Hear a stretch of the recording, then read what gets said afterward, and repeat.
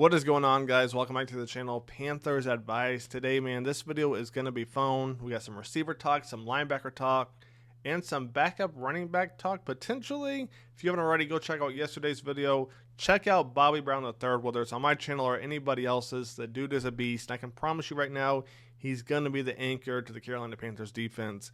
And if you thought Derek Brown was good before, this year, he's going to go off, all right? Hopefully he's sealed up and everything, but if you thought Derek Brown was nice before, adding Bobby Brown inside, it's going to be some nasty work. So let's jump into today's video, man. Let's get started. First thing to talk about is Adam Thielen right here. They're going to basically restructure his contract for 2025. What does that mean? Let's take a look right here. So it says, according to Joe P. of The Athletic, who added to the development late Wednesday night, yesterday, the rework deal will result in a pay bump for Thielen in 2025 per person. The new agreement is a way to reward Thielen for the efforts for his past 2 seasons with the team. Now, here's the thing. Adam Thielen's turning 35 this year. That means the past 2 seasons, he was 33 and 34 years old as the #1 receiver on the Carolina Panthers. Not just any Carolina Panthers, the Panthers of 2023 and 2024. He was the #1 receiver. I promise you, when he signed the contract a couple years ago, he was not expecting to be a #1 receiver at 33 and 34. That's bad. But let's keep it going. All right, let's keep it going. Even with the revision, Thielen will still enter the upcoming campaign on the 3rd and final season of the 3-year, $25 million pact he signed in 2023. He was set to earn $6.75 million, including a $1.5 million roster bonus that goes into effect this Saturday. All right, the first 2 seasons of that contract saw the former Pro Bowler amass 151 receptions for 1,600 yards and 9 touchdowns. That's pretty good, to be honest with you, considering he was the #1 receiver at 33 years old. And then you got to look at the offenses he was in. All right, Frank's offense, Dave's offense starting off, switching quarterbacks, switching head coaches his first year too. To do that, that's pretty good. So Thielen will turn 35 in August, contemplating retirement. Last year, to me, that was kind of like a marketing thing. Like, I'm going to retire if I don't get a little bit more money. I've been the #1 guy on this offense. Throw me a little bit. All right, Dave, Dan, Brant, Tepper, throw me a little bit. But let's keep it going.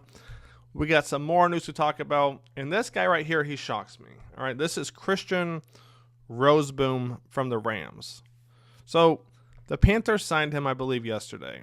All right, he's 6'2", 230? They signed him, I was like, a 1-year deal? If you look right here, they signed him to a 1-year deal. I'm like, okay.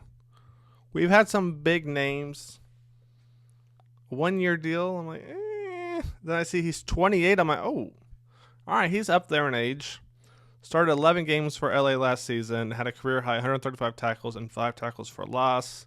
So you see right here, originally an undrafted rookie from South Dakota State. So undrafted, keyword right there. Dan and Dave likes those guys. Played in 1 game with the Chiefs before returning to the Rams. He started 16 games in total during his career. So now we got to look at the film. All right, and if he wasn't good, I wouldn't be putting the film out there. But look at the film real quick, and let's see. Is Christian worth it? A 1-year contract, man? Let's get into it. So the first play we're going to look at with Christian, all right, Rams look to be in a 3-4 defense. As you can see, they're going to bring the safety in the box. So they're putting about 8 in the box right there. The Bears are going to pull the strong side guard, and Christian's right there. Now, what do I mean by right there? Take a look what happens. So the first thing you're going to see is all the linemen are going to slide left. They're going to pull the guard over here. Now, Christian's got to make a decision. He sees the line sliding left. It's like, okay, are we going this way? Or are we going to go behind the guard right there, right? Is he a lead block? Or are they going to bounce it out over here? Watch how patient Christian is. So he sees the back, make a little cut right there. So after he makes the cut, we're going to let it develop a little bit. Christian at this point realizes, okay, if he doesn't cut up, he's going to go around. And at that point, he's probably gone. But watch Christian right here. Bang. Falls a little bit, but wraps him up. It's not a little arm tackle. He wraps him up. So he's reading the guard. Watches the back cut again, and he's right there bringing him down. Trust me, that's not easy to do in the open field against an NFL running back. Right here against the Saints, a little I formation right here, and watch him against Kamara. Now, You remember what the Saints did to us. Was it week 1? Yeah, it was week 1. Chargers was week 2. Remember what Kamara did to us week 1. Nasty thing. Let's take a look at it from the end zone angle right here. So on this play, you're going to have Christian in that 3-4, just like the Panthers run. Take a look what happens right here. Center guard going to double team the tackle right there. I think 64 is supposed to make his way up, right, and take care of Christian right there. But watch Christian. He's going to read the running back. Immediately gets out of there. All right, so now 64 has to work to the backside backer right there. And look at Christian. All right, he's got to make a decision. If 64 is working his way up here, Kamara could, all right, he could come over here and then cut back and work his way up. So now Christian has to be careful, all right? Let the play develop. Oh, Kamara's in trouble. Now, why is Kamara in trouble? Because if you rewind it, all right, if you rewind it, let's take a look right here. Who is this guy right here causing all the havoc? All right, who is that? That's Mr. 95. And who is Mr. 95? Mr. Bobby Brown. I tried to tell you. So right here, in this film study, in this film review, we're getting two things at once. You're seeing Christian being patient, all right, because Kamara, arguably one of the best, most agile backs in NFL history. So right here, he could have easily cut back and tried to make his way. Now, it wouldn't be easy, but he could. So Christian's got to be patient, right? On top of that, his route gets kind of halted because Bobby Brown is completely blowing up the play, and here comes Christian, bang, hawking Kamara down, man. I love doing two things at once, baby. Let's keep it going. Right here, Saints going to bring their guy in motion. All right, you got Kamara on the pitch. I mean, you got to love that. On 3rd and 1. On 3rd and 1, let's run that back real quick. I wish I had an end zone cam for this one. Let's take a look, all right? So on this play, you're going to see the Saints, they bring their guy in motion. All right, essentially a fullback fake right there. What they're trying to do is get Christian to bite, right? So they're trying to bring the fullback there, then bang, pitch it to Kamara on the outside. They bring 83 in motion. It's going to lead block. Ideally, that's supposed to happen because they want Christian right here to bite down, right? He's going to take care of him. All right, I think the guard right here, he's going to pull. So everyone ideally is taken care of right here. Lead block picks up the DB, and here goes Kamara, ideally free. But here's the thing. Christian doesn't bite. Look at that. Bang. Watch that lead step too. The second he realizes it, puts his head down. Woo-hoo! You got to love that, man. Let's keep it going. Next one we're going to look at with the Niners. All right, motion once again. Lineman working second level once again. And look at Christian. I mean, the dude's a hustler. So there's a couple things I like about this play. All right. Right here, they motion. Now, Christian's kind of following the motion because in case it is a jet sweep right here, Christian can't be over here, right? So he's got to work his way back here. All right, essentially backside of the play. But take a look what happens, all right? Bang, they fake the jet sweep right there, hand off to the running back. All right, you got the right guard who's going to try and work second level. Take a look right here. He's going to try and work second level. He wants to take care of Christian right there, right? So take a look what happens. Bang.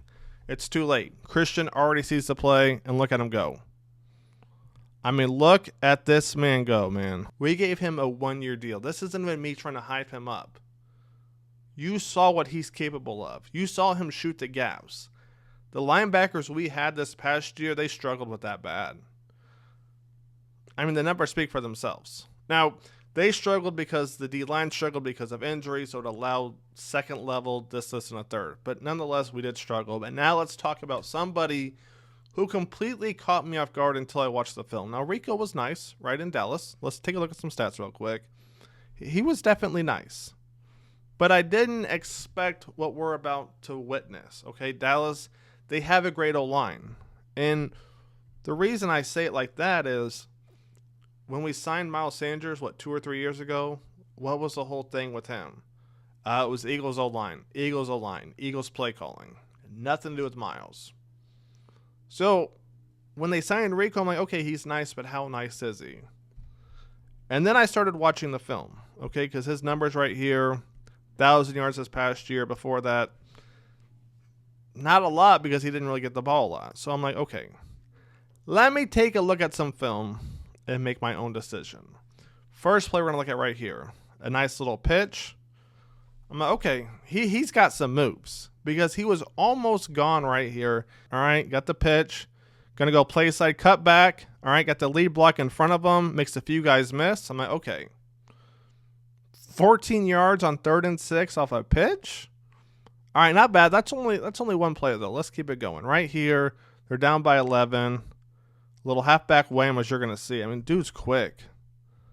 The dude is quick. Take a look. They're going to pull with the left guard right there. Take a look right here. All right, they're going to pull the left guard right there. All right, they're going to pull him. All right, that means the right guard right here. He's going to work second level. That means all Rico has to do is make the backer miss unless somebody else gets second level, and take a look what happens. Tackle goes second level right there. Just fits his way in between. Nice semi-block from the receiver. Okay. And then right here against the Eagles, all right, they're down by 4. They're going to do a halfback draw. So basically a delayed handoff. One guy in the hole. Christian makes a miss. A few arm tackles. I mean, you got to love this. You got to love this right here, man. Let's run this one back real quick. So 1, 2, 3. I think that's Nakobe Dean right there, and he's a pretty good backer. All right, so it's him and Nakobe one-on-one. Reminds me of drills back in the day. I mean, arm tackles will not bring this guy down. I mean, just once again, man, he's breaking tackles. You know, one-on-one in the hole. What's going to happen? Bang, makes a miss. I'm not sure what the DB is doing right there. All right, defensive back's going to ride him for another 5 or 6 yards. I mean, this dude, he's got some skill. Let's take a look what happens right here against the Bengals. You got a little single back action. And this was one of my favorite plays. You see patience right here. So take a look what happens. I think we're going to see a counter right here. Let's take a look real quick. All right. Goes left, comes back right. All right. So we're going to run a counter. Where is he going to go? I mean, he can try and hit the hole right here, potentially bounce out, but you're going to see. All right. Edge guy looks to be playing that. If he cuts the backside, you're going to have 2 guys right there. Not a lot open. But he lets the play develop, and look what happens right there. So as we run it back real quick, little counter. 73 is going to work off right here. All right, and look at that hole right there. Patience. You got to love it. And then once again with the arm tackles, man. I cannot stress this enough. If you try to arm tackle this man, he's not coming down.